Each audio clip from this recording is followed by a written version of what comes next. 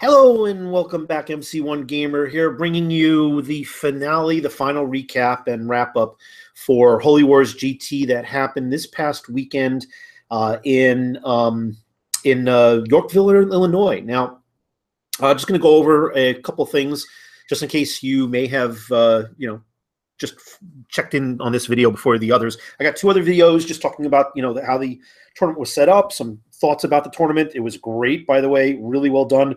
Awesome group of people, incredibly good hobbyists, great painters, great converters, some amazing boards all around. I was extremely impressed. Very, very motivational, and just great enthusiasm and love of the game. Now, this is a competitive tournament that had some narrative elements in the scenarios. I went over that in the previous videos, but go check those out. I went over the first game, and then the second video has games 2 through 4. This is going to have the fifth game, where I ended up in the standings, some reflections on the event, as well as talking about what I might be doing to adjust and change, and looking forward to Adepticon. Now, let's jump into it. Here is my board. So I have my Bretonnian-themed undead, Legacy of Musalin, or Mouselin, or Musalan, however you want to pronounce it.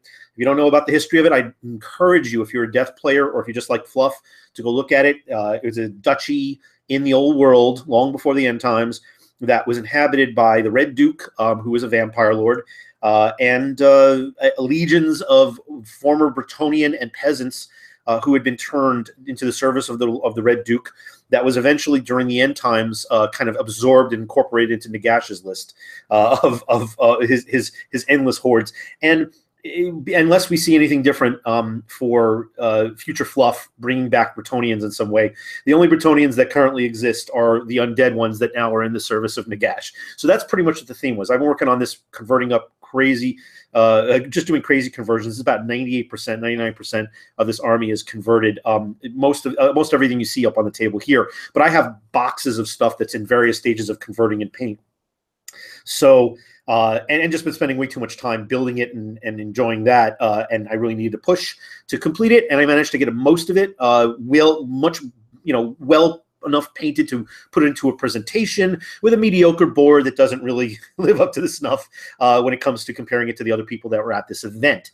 But it did inspire me again to up my game, along with many other people that have been kind of pushing and prodding on various videos, on various shows, not the least of which was Vince from Warhammer Weekly, who has been an incredible, enthusiastic, encouraging force to help get me moving forward with a lot of videos that he's done in his hobby cheating. I encourage you to look at those if you haven't seen them. A lot of them just kind of almost modeled after the kind of things that I've been looking to do, from things like ghostly painting skeleton bones, to painting yellow, varieties of these things. And I've absorbed all those among many other painting videos, and gotten lots of feedback from people on the Warhammer PMP, and I'm really pleased with the progress I've been making. But there is a long way to go, miles to go before I sleep.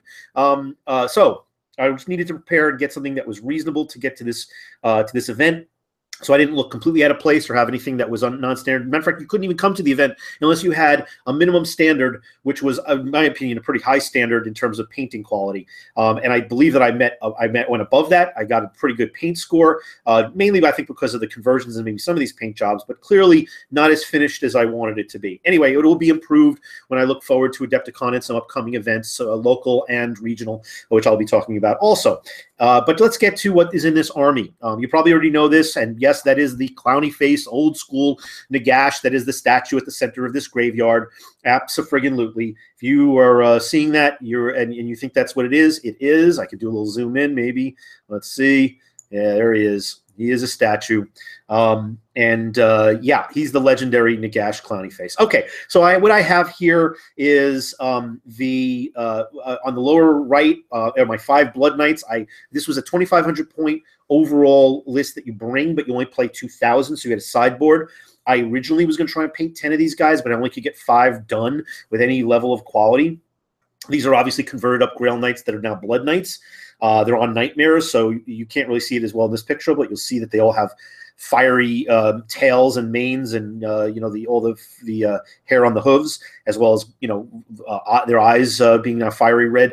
But you'll be able to see that more rather than just the way they look at it. Of course, they're old school metal Chaos Knights with those thick fur cloaks, but with Bretonnian heads to really make them stand out, and also make that they're not really Bretonnians, because Bretonnians could still be played in Age of Sigmar.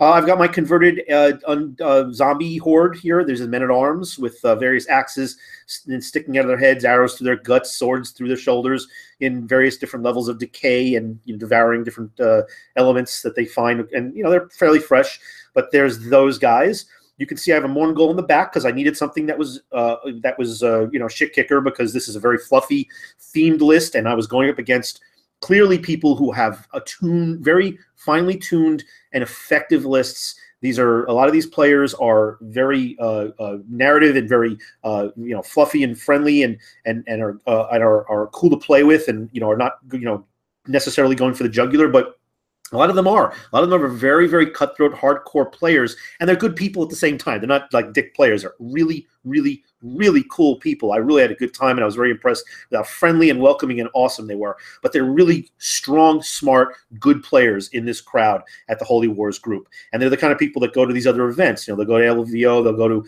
Adepticon, they'll go to other regional events, and some of them are ranked, and some of them have placed very high in competitive tournaments. So measuring up against them as a complete hobbyist is a big deal, and I think that was awesome. Beyond the fact that there was just incredibly cool climate of very friendly people, welcoming, and just fun to play against, it was also a good test to play against people that were smart at the game, very well schooled,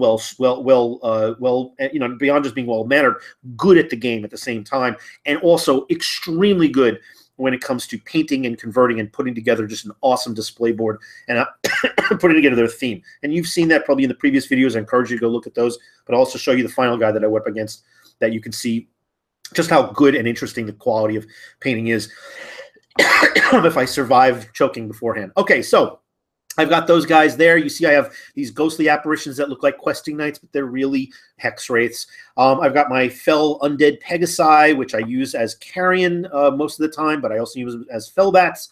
There's the Mortis Engine, which has Bretonnian Knights of the Realm, actually, ghosts as the spirit host there. I have a prophetess all the way in the back there, who is the mounted necromancer. To the mid left is the White King mounted, who has an infernal standard. And I have two vampire lords. Oh, there's a corpse cart there. It's probably the only thing that's not converted, although it is magnetized, so I guess that might count. So I could swap out what's kind of being equipped on it, whether it dishes a -1 or a +1 to casting, whether it's +1 to death units, -1 enemy wizards, that kind of stuff. In any case, I got two Vampire Lords. One is converted from the old Manfred model. He is the Vampire Lord General. He's the one to the left. And then I have the one that's on the Archaean, gigantic horse Archaean. He's only about twice as big as the regular standard horses. And I have a Vampire Lord on that. That is my Vampire Lord Abyssal Terror. So that is my army. The Statue of Nagash is just there for support.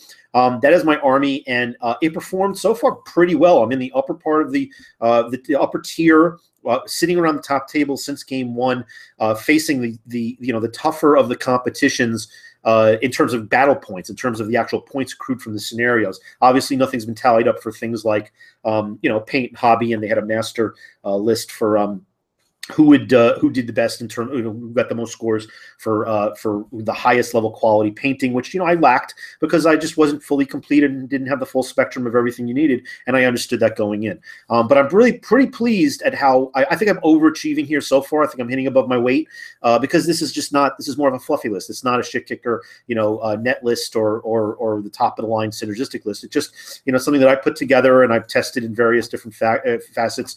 I played several hundred games of Undead, so I would probably venture to guess I'm probably near the top probably in the world in terms of the volume of death armies that I've played. But I play other armies as well. But I just play a crap ton of games. There's barely a week that can go by that I don't play 2, 3, 4, 5 games. And I'm demoing all the time too at various different stores. In any case, I know this is not the highly competitive list, but I wanted something that was themed, because this is also about the hobbyist, this event.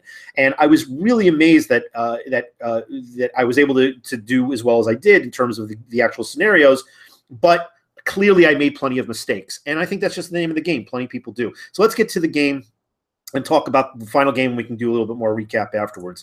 So here is the board, and I'm going up against, this is actually, this is the last game, so I was fried throughout this whole thing. I had a 12.5-hour ride going there that I didn't recover from, and I was also had the looming 12.5-hour ride going back right after this thing ended.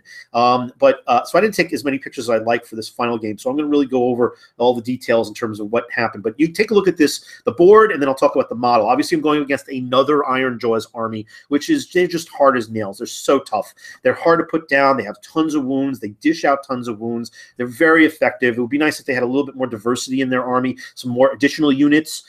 Clearly, you can bring more stuff from, say, Destruction generic, or the Orcs and Goblins stuff, or even Beast Claw, or Gutbusters or whatever. But within the Ironjawz, very, very solid army, very hard to put down, and very hard to deal with what they dish out. So he's got a ton of stuff here, and I'll just to go over the board. This is called the Temple of Cain, and what happens is there's this temple here in the center that you can see, and if you're within, and they did something kind of strange with a lot of these garrisonings. If you're the movement restriction covers the footprint of the terrain that you occupy if you're garrisoning it. So the 3-inch move here, you can't go near that. You can't even go within that. As a matter of fact, unless you're a flyer, you can't overlap that. You can't charge or move some of your forces right next to the lip. That's a lot of territory, just so you know. So it commands it, but it also commands a lot in terms of what it can do. So, your spells emanate out from there, so it gives you a larger footprint and synergies with your own army, as well as shooting stuff out. And I think that may be a little bit too much. I wish that they'd pull that back a little bit, because it's pretty backbreaking. And here's why. Look how easy it is on turn 1 to just get your guy in there. All you got to do is get here. You got to end your move right next to these stairs, and in previous missions, you got to end them next to a door, and you've garrisoned this entire piece. This is like now your model. So you can see he got the first turn. He had less drops than I did.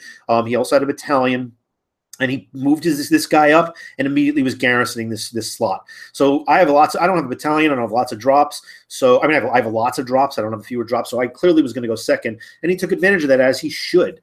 But it really puts you at a real disadvantage unless you're taking a battalion and you can do minimum drops. And it's just so easy to kind of scooch in there. And then you have this huge, massive rock, which we've seen in at least 2 of the other missions that we talked about. So I really wish that that Steve and the Holy Wars guys would try to make it a little bit different. Like maybe make it just the actual this piece, something along those lines, because this is a lot to really. It could take up a vast portion of the board, and then it also expands out, your spell range. It does also, have an impact maybe on what can attack you. But in this case, the only way you could attack this guy is to get in here. And look, he's got his mega boss here. This is not the general, just so you know, but a mega boss. I think his general is one of these guys in here, which is a typical move that a lot of people have been doing with Ironjawz. I think those are the kind of rules that might be going away. And I know a lot of events are comping it, where it has to actually be a character that is your general. But until that gets done, until it's an official change, or until you go to an event where they actually specifically require you to do that, you can make it. You can make it. You can make it a monster. You can make it a 1 infantry guy. So it makes complete sense to put your general here when there's 30 wounds here, great armor saves, and just a blender of all kinds of weapons that are going to be ripping through you. Why not?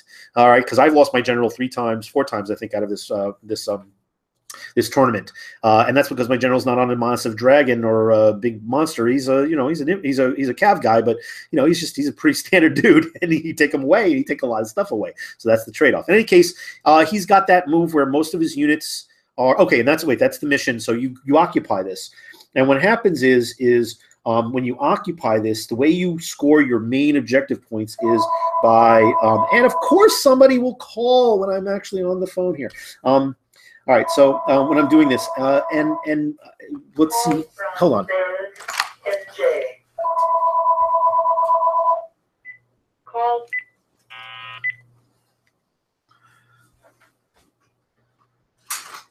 Okay, we're going to just disconnect that goddamn phone because that's just not going to be able to happen any further. I'm going to move on now. And of course, my wife does not pick up the phone when it rings if I'm on doing this. So moving on, we go ahead and in order to score points by the end of turn 5, you have to see how many units, how many wounds you've sacrificed from your army. So you can roll die 3, take wounds from a certain range within that structure, and that's how you score the points in order to affect, and it's not something that can actually be saved in any way. And the most points that you can score are once you do that will win you the objective, which is 7 points. And obviously, you know, they are you have to be it has to be a unit that's within 6 inches of that area. And if you do that, and it doesn't have to be the guy that's actually garrisoning. You can have another guy, another wizard that can do that, or actually not a wizard, a hero, and they can do it. You know, they can do that as well. Where if they get within range, they can actually do the sacrifice. So you can gain points by being closer to this area, but you do have more advantages and greater range if you're occupying the temple. So the temple is a big deal. The other thing is these Grail tokens. Now there's one that's down here somewhere. I think it's on this side, on the lower left. He has his that's just behind where you can see the this temple here, and then there's the one in the middle here. So he grabs that right away. If you have the most models there at the end of a battle round, you gain a point, and if you have the most points there, you get the secondary objective, which is 6 wounds, 6 points. And this is how you can rack up lots and lots of points.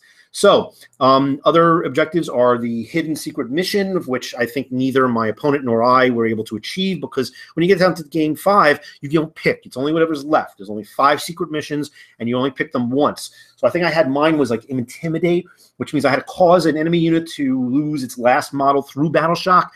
And that's just not going to happen very easily here, because he's got, you know, even though he's he doesn't have the greatest morale, the greatest bravery, it's just hard to remove lots of these models to the point where, you know, you can do that. And it's very easy for him to take his biggest unit and just say they're immune to Battle Shock. So, and he did. And I believe if you sacrificed wounds in this scenario, that unit was immune to Battle Shock, which was a big deal as well. So I did that with my zombies, for example, so they didn't just disappear. Anyway, so moving on, you know, he has this huge unit with 10 of these brutes. He's got 2 units of the giant pigs. He's got his mega boss. What you don't see behind here is he's got some Ard boys and a war chanter or 2. He's got his weird knob that's already in here in the temple, and then he's got his mega boss. This is an awesome looking board, by the way, awesome looking army, and he has this nice lava board that's very reminiscent of World of Warcraft. So that's really, you know, if you, I don't know if it's zooming in is going to do it justice, but let's see if I can do that. No, I don't think the resolution is going to be good enough. But you know, all the armor and stuff, maybe a little bit here.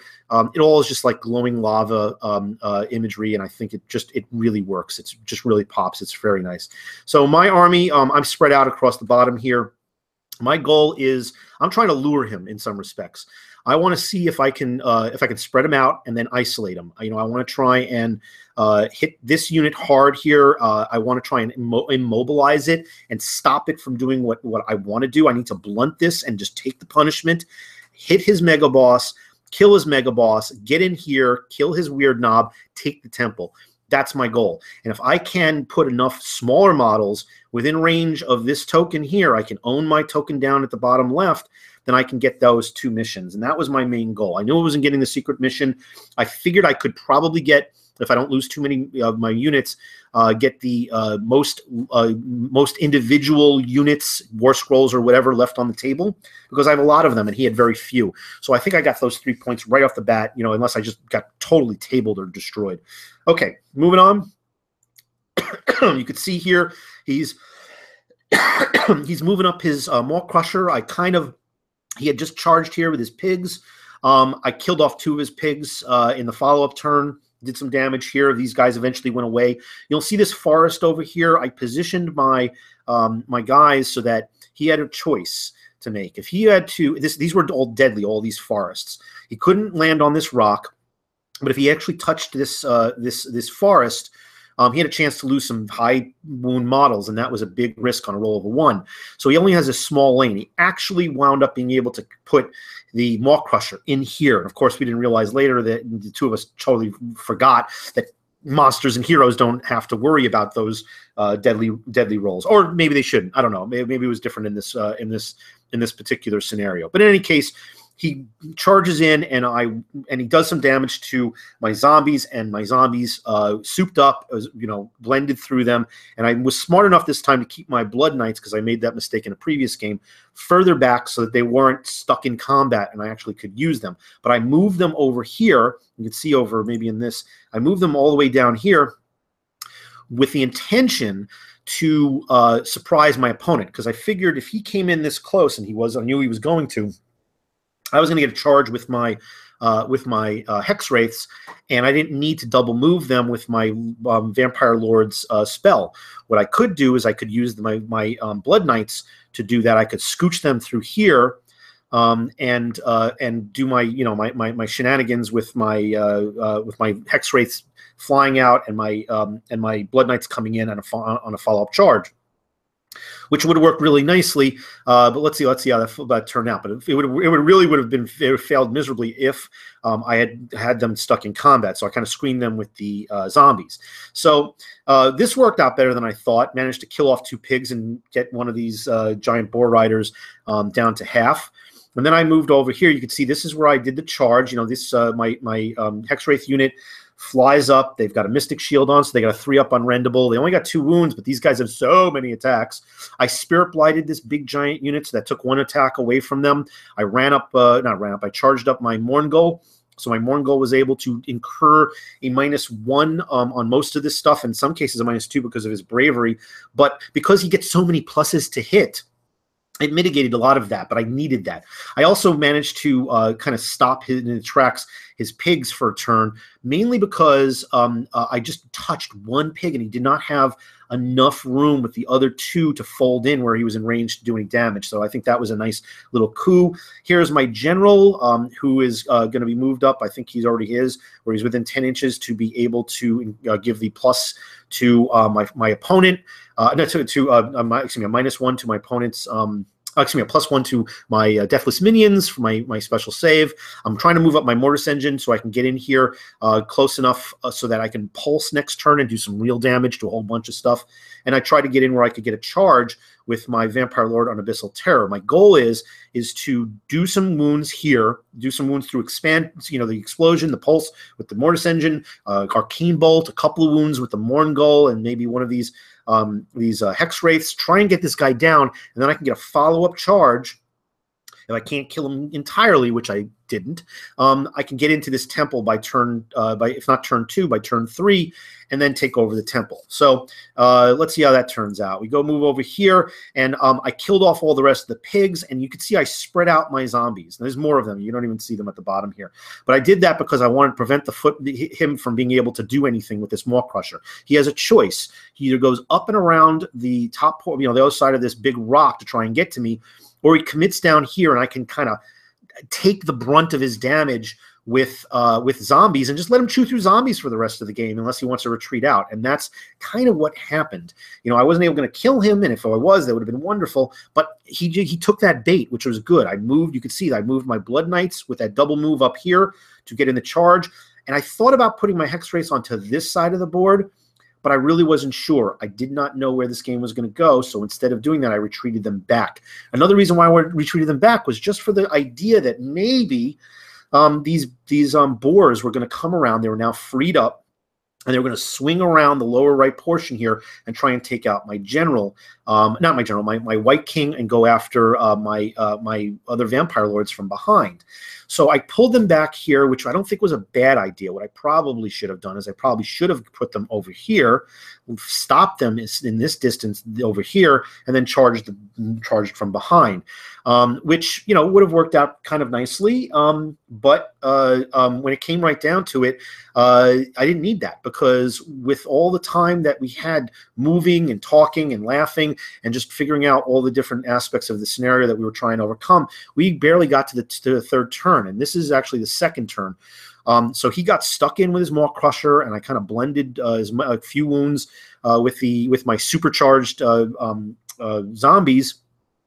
They didn't have a Ren, but you throw enough wounds at a model, and it's going to start failing saves, but nothing meaningful because he has tons of wounds. But he didn't do much of anything to me, so I'm pretty happy about that. I managed to kill off his weird knob. I did the pulse. I did an arcane bolt, killed off the weird knob, and was able to get one of my guys into the temple. But I wasn't able to incur enough wounds, I don't think, to completely take over that that part of the game.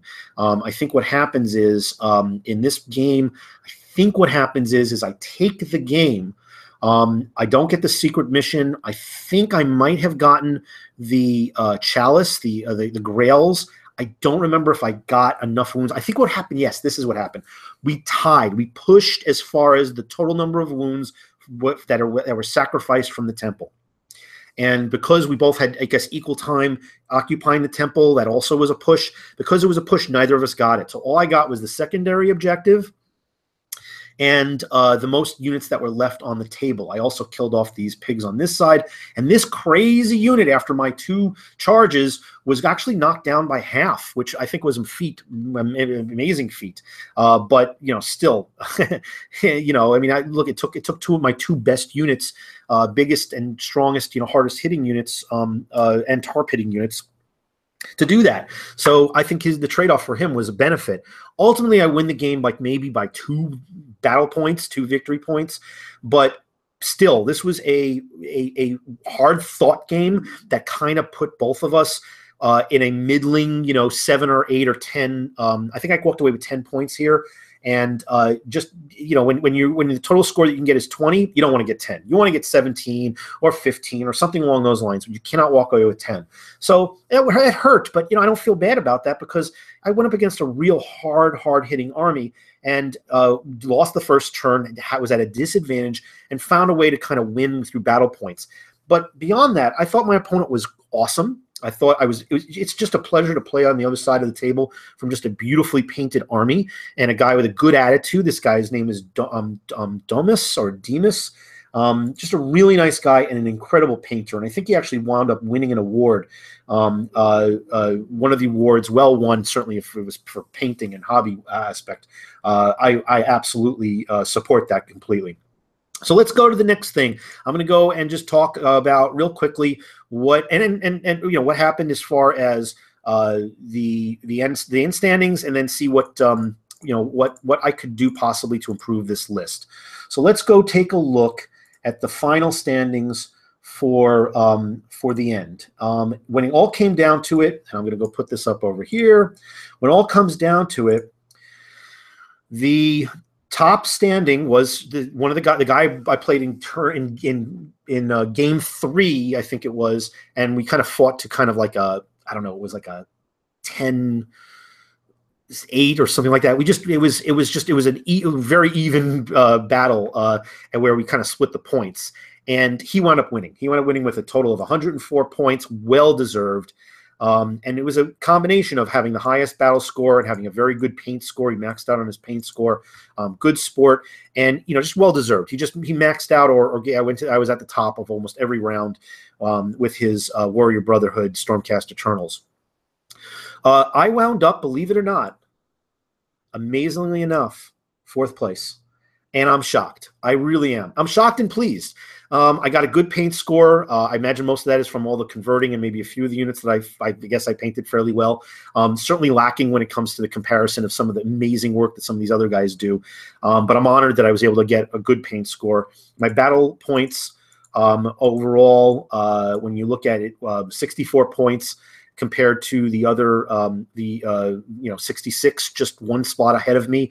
If you looked at the other videos, there was a couple of things that I just kind of blundered or just ran out of time, and I was kind of, surging or had an opportunity to kind of move in and take a whole bunch of points or win an objective if we just had another 5 or 10 minutes or complete the round that we were in. Either way, fairly razor thin when you consider that some of these objectives are 7 points or 6 points, or even just another 3 points would have moved me up a slot. And certainly within striking distance, if I had one better game rather than scoring only 10 points, maybe getting another 17 or even a 20 could have put me near the top. And I'm just thrilled that I was in the running, that I stayed near the top of the rankings for most of the event, and did so with a less than optimal list, with a more fluffy, fun list that had some strong stuff in it, certainly, but is not your shit. It's not too Terrorgeist or Terrorgeist and a zombie dragon, with the Vampire Lord or Flesh Eater Court's Ghoul King on top. I didn't have any of those. I did have a Mourngul, but a Mourngul is overblown. He's very powerful, but a lot of people overblow how that he's broken. He's not. It's a lot of points for that guy for what he does for a small range, but what he does very well. In any case, and some other stuff that really, good but not great. And but I think that I did okay. I managed to accomplish enough stuff in the missions and play to the mission and mitigate some of my disadvantages to get a decent score. And I'm very pleased and surprised that I was able to achieve this level, and so I'm kind of proud of that, especially after being fried from such a long travel distance, 12.5-hour ride both ways. In any case, so I'm stoked that this is how I wound up, and I'm even more stoked with the fact that that I got to participate in such an awesome event with some really, really cool guys who are just have an incredible passion for the game. Steve Herner runs a fantastic event. He runs a very tight ship. So you should be very well aware of that if you ever join. There's a limit on the amount of people that can get into this, and I was honored that I was able to jump in and get on this one. I was also extremely happy that Tom Lyons from Warhammer Weekly, Buddy Tom, was able to join me there. And we had a good time. We didn't get a chance to play a game because we were so focused on the tournament. We were analyzing each other's lists. We were talking about the opponents that we were going to face. We were talking about the games that we had played. So Tom was awesome, just math hammering and strategizing with you. I would love to do that again. Looking forward to doing that in Adepticon with you and Vince and anybody else that we're running into. Anybody else that from the Warhammer YouTuber community or Warhammer in general, if you're a follower of this channel or any of the other channels in the community, look me up, say hi. And speaking of that, there were a couple people that actually recognized me or knew from my channel and from appearances in other shows, and that was just very cool because it's a small group, it's a small community, and there were people there that that knew me, and I'm just an obscure little shithead on YouTube with a dinky little channel, talking about as positive as I can, but talking about the games that I like and analyzing stuff and trying to share some knowledge and help grow a hobby that I really enjoy. So the fact that people from halfway across the country knew me or recognized me or followed me, or if I somehow inspired them in the game, was really, really felt good. And to the guys that came up to me and knew me even though I didn't know who they were, I got to know them, and I'm looking forward to them. And if they're ever in town in the local region where I live in the Northeast, you got to look me up. As a matter of fact, that goes to any of the guys from this group. If you're ever in the region and you're looking for games, or you just want to throw some dice, and you happen to be in the area, just shoot me a message, because I'd be happy to kind of schedule something so that we can do some Warhammer. In any case, so the next thing is where do I go from here? What do I do with this list? So I wanted to get some feedback from anybody who's viewing and is interested. Here's what I have that's painted up. I've definitely got to button this up a little bit more for Adepticon, and I've been playing with the idea of maybe bringing a mixed Beastclaw Avalanche Grot army, but people have seen that before, and I'd have to do a whole bunch of painting, but I have a lot of that stuff done. Or bringing my Sylvaneth, which is about 90% or maybe 85% painted. Maybe bring that. But again, I don't have a board ready for that. I don't think it would be proper to do something, to do a last minute board again. I want to spruce this one up, expand upon it, maybe put a second tier, make this the upper part of this 2-tier, and make the under part be, either catacombs or the under part of a graveyard where the zombies are, and make it a little more interesting and dramatic. But more what I'm really looking for is feedback on the list. I think it way overperformed for what it is, but it still didn't win. It didn't win the event, and I had no illusions that I was going to win, of course, and I didn't. But I'd like to try to improve upon this list and see if maybe there's other things that I can either take out or put in. And so if you have any opinions on that, let me know. I'll tell you the first thing that I let go that I was surprised about was in many cases I would drop the Carrion, or drop the Carrion and the corpse cart, and the corpse cart wasn't really as much of a negative factor. It gave me an extra +1 to my casting, and it enhanced just a little bit more the zombies. But the zombies did okay on their own. Once they merged up, and I had a horde of zombies. They got, I think they were at 3 up or 4 up, depending on whether they had casualties for most of these fights. And there were scenario things that kind of made them that much better, which normally wouldn't happen because of the diversity and the complexity of the scenarios at Holy Wars. There are cases where you could get, additional rend, additional attacks, all kinds of things that could make a very weak and less interesting unit, an effective unit, much more effective than they would be normally. And that was the case with my zombies on at least one game. So there were cases where I put in the 10 hex wraiths, which I thought made the hex wraiths more effective. But is it effective for their points at 320? I can get a Terrorgeist for that, and that's an effective unit that could do a lot of damage and is going to be a big target. Now on the flip side, those hex wraiths absorbed a ton of damage. If I was able to get them all in cover and put a Mystic Shield on them, they had a 2-up save. There's units that I don't think that could have survived. 10 Blood Knights would have just disappeared in the same turn that those 10 hex wraiths were able to survive. They have a lot of utility, but it's a lot of points for what they do, and what they do is not always that effective. I have a Mortis Engine. I've thought about bringing a second one. I have 2, and I have one that's nearly as fully painted, but I have to do a little more work on it. The bottom line is I'd love to have 2 of those explosions. It's too bad they can't do that once every turn, but that would be a little nuts. But I'd love to have 2 of those big explosions. Run those 2 things up. They're behemoths. They're not monsters, but they're behemoths. But run those 2 things up to drop a few things. I could do that pretty easily. I could drop 5 of the hex wraiths.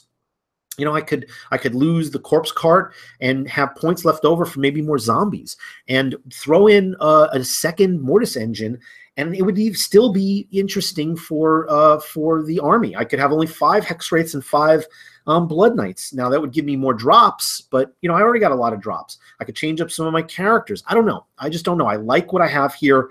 I like the synergy. The theme is what's important, but I also want to make it more effective. So if you have thoughts or input on what would be swapped in, what would be taken out, I'd love to hear it. I mean, the Mourngul, I'm not wedded to it, but he's a lot of bang for the buck. So it's really hard for me to I don't have any other monsters, and if I'm not bringing a zombie dragon with a vampire lord on it, I got to have something that's in that category to be able to kind of draw the attention of my opponent. And you need something, otherwise they're going to just go after your characters. And I needed to have something that's going to make my opponents have to make hard choices. Where's my attention? And while I can have a whole lot of other units on the table and pad these other units without the Mourngul, I like having the Mourngul there. He does a lot. For what he does, he makes a lot of other things more survivable. But getting rid of him for 400 points, if I could paint it up in time, I'd have 10 Blood Knights, be able to keep the 10 hex wraiths, and add something else. Maybe add that extra Mortis Engine, have a double Mortis Engine, lose the Mourngul, keep the corpse cart. For all those points, I could have almost everything that's on this board and more for those 400 points, and and expand. Maybe it would be more effective. But there were certainly plenty of times where the Mourngul, with his subtractions, got mitigated by some kind of other bonus that my opponent had, and then they were at a normal attack where maybe they had extra. Like there was one case where I think the Ironjaws, he had to stop at a 2-up on a hit because he would have been -1, with all the pluses he was getting. So what's a -1 to him? It's just going to put him back to where he was standing. So maybe the Mourngul is not as effective. He did absorb a lot of damage, but the most important thing is he commanded attention.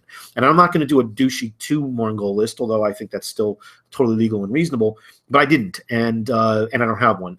So I like keeping him in there, even though people whine and cry about him being overpowered, which I disagree with to an extent. I just think he's very effective and very powerful, but you spend a lot of points, and his survivability is good, but he does only have 10 wounds, where a lot of things in his price range are 14 or 16 wounds and have just as much utility for the game and a greater footprint and greater killing power. Either way, he did what he needed to do, and I was pretty happy about that. So, yeah, give me some feedback if you think about it, and you have ideas on what would be good to add in and take out. And I'll be interested in having a dialogue with you. And look out for what's coming up for Adepticon at around this time in March. I am not driving to the same location.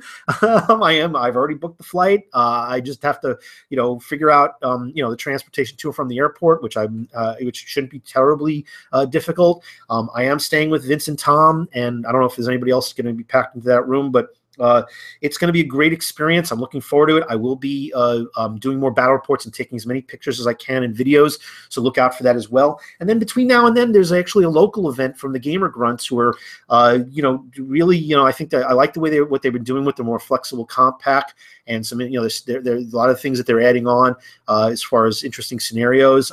They're looking to kind of make a circuit throughout the Northeast region, Pennsylvania, New Jersey, New York.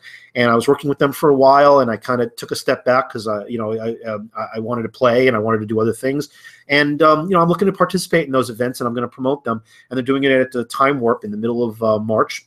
So that will be a good tune-up for Adepticon for me, and I'm going to try and get some more paint and some more interesting elements onto this battle board. So there'll be more to come as far as that's concerned, but I have other events that are coming up, as well as other things that I run, demo and escalation leagues that I'm not only helping run but also participating in, and a narrative league, for instance. So one of the local guys, a shout out to you, Ulf, that I'm going to be doing, and that's going to be wonderful fun, and I'll be doing reports on that and talking about that. So a lot more stuff to come. Please, feel free to follow, like, comment, subscribe, and thanks for tuning in, everybody. Have a great day.